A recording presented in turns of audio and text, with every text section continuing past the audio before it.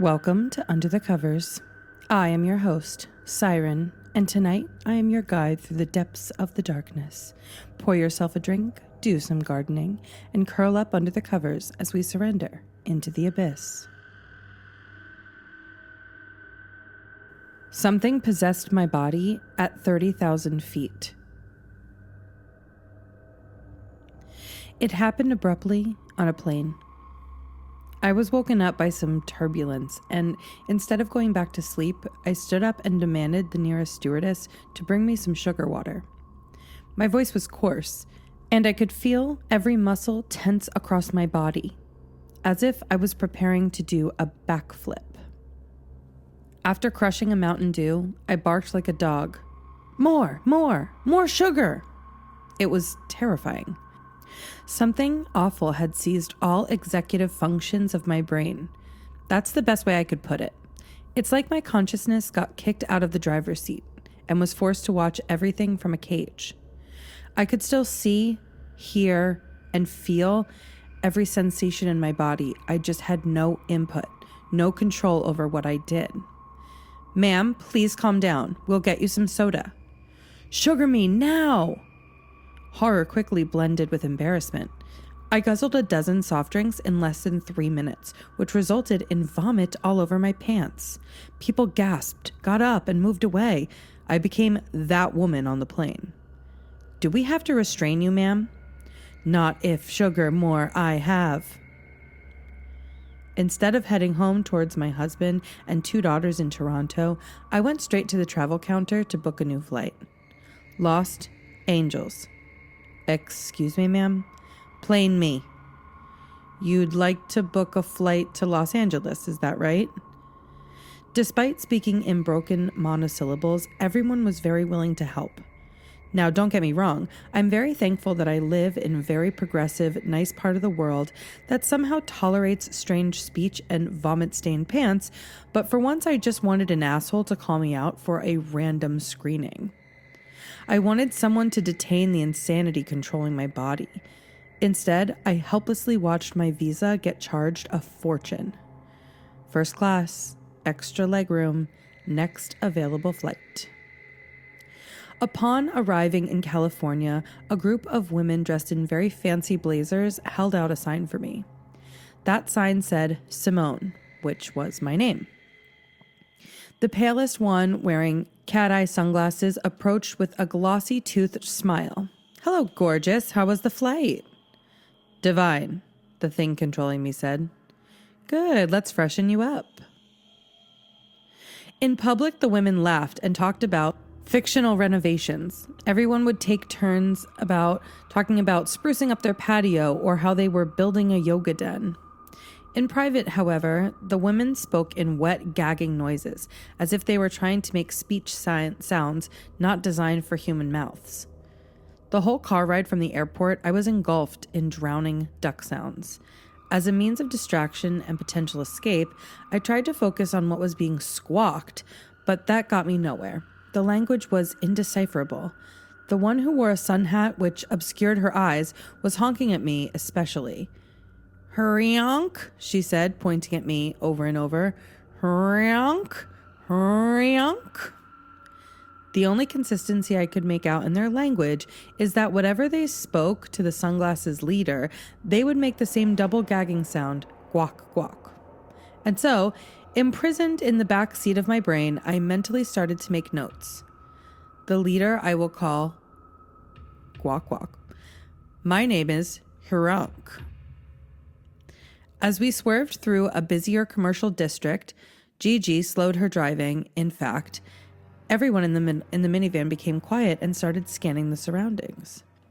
The car pulled over a curb near a preacher by a rack of pamphlets. He might have been a Mormon or Jehovah's Witness.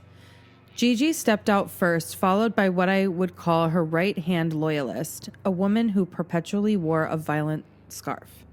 From the crack of my window, I watched Gigi and Violet introduce themselves as fellow evangelicals. They said we were going to go to public prayer and that we could use more preachers outside to attract attendees. That's very kind of you to invite me, the man said, but I'm used to just sticking to my corner here. They insisted and said it was for the greater good, but the man still politely declined. "You should know something," Gigi said, and took off her sunglasses. Something in her eyes had that man absolutely captivated. "We are angels sent by God." There was a pause. The preacher continued to stare without blinking. "You're what?" "And we're having a congregation." The car's windows rolled down, revealing our 6-woman crew. At this point, I should mention that before I became body snatched, and even before I became a mom, I was a fashion model for many years. In fact, all of these possessed women looked like idyllic models with their long, shiny hair and unblemished faces. We were basically a postcard for Sephora. "You," the preacher gawked at all 4 of us. "You're angels?" He didn't object when Violet grabbed his rack of brochures and placed it in the trunk, and he also didn't object when Gigi led him into the passenger seat in front of me. The car doors closed and we were off again in seconds. "So does that mean the end times are near?" He was visibly stunned, laughing. Violet, who sat beside me, secured a gold ring along her finger. A dart-like needle protruded from it. "Something like that." She slinked an elbow over his shoulder and stabbed the ring into his neck. "Ow, hey, what is that?" Violet pulled away. "What? This? It's Bulgari, off Saxon Ventura." "Why does it burn?" The man clasped his wound, patting it as if he were on fire. Ah! After a few squirms and moans, he fell completely limp. All the women honked in aggressive nasal sound. A celebration. The thing controlling me joined in, honking at full volume. The abandoned hotel they inhabited was somewhere between Los Angeles and Bakersfield. It was hard to be precise because my eyes weren't always looking out the window. "Let me give you the grand tour," Violet said, or at least that's what I assumed the seal-like barking coming from her mouth meant. The foyer was filled with flats upon flats of energy drinks. Monster, Red Bull, Rockstar, and dozens of other brands that all looked the same. Our bedrooms looked like normal hotel bedrooms, except they were massive locks on the outside handles. Violet also gave me a peek at the rooftop balcony, where I wish I could have averted my gaze or closed my eyes instead of staring right at the pile. There were about 24 bodies, each one lifeless, each one dressed up in very nice clothes, their Sunday best. The preacher was dumped to the back half of the pile with all the priests. It reeked bad, as some of the corpses were clearly decomposing, but the thing controlling me wasn't bothered by the smell. Violet laughed her goose honk laugh and took me downstairs. It was in the dining room where everyone stood in a circle awaiting my arrival. Formerly, this must have been a space where they held buffets and parties, but now it was just completely bare room with energy drinks and glass pipes on the floor. Gigi came up and handed me a 4-pack of Guinness tall cans. The thing controlling me proceeded to guzzle each one. For the first time, my conscious state became fuzzy. The jet lag and sleep deprivation was finally catching up. I slowly brought myself to the floor. The rest of them smiled and honked as my hands curled beneath my head. I fell asleep. A kick to the stomach woke me up. I rolled away and grimaced, staring at the black Prada heels worn by Gigi.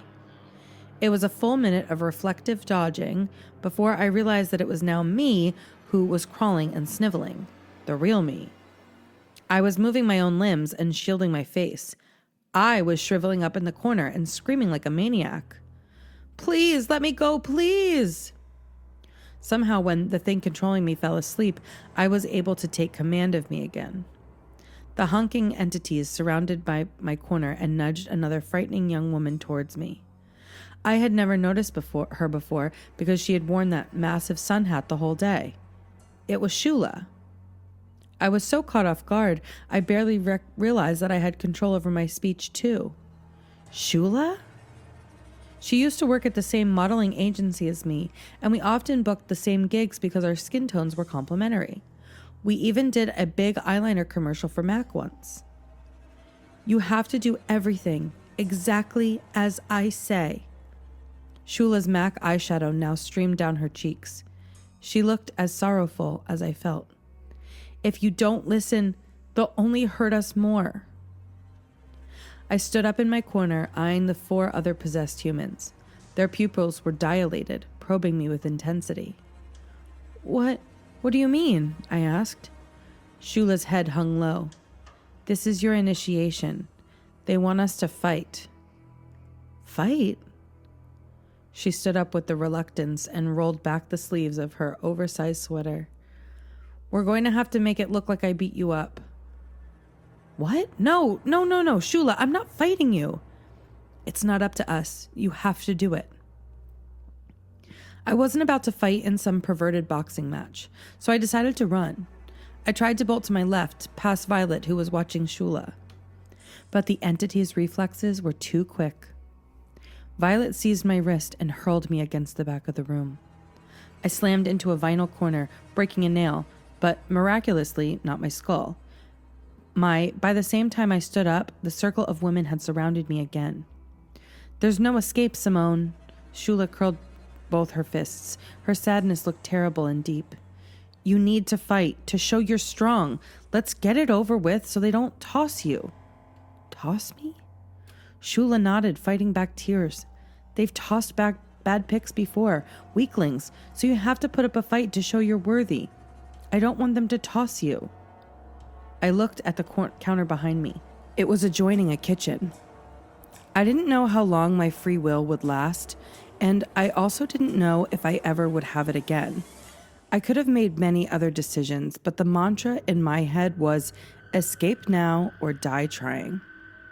Although their reflexes were quick, I thought maybe if I vaulted fast enough, I could grab a kitchen knife in time to properly retaliate.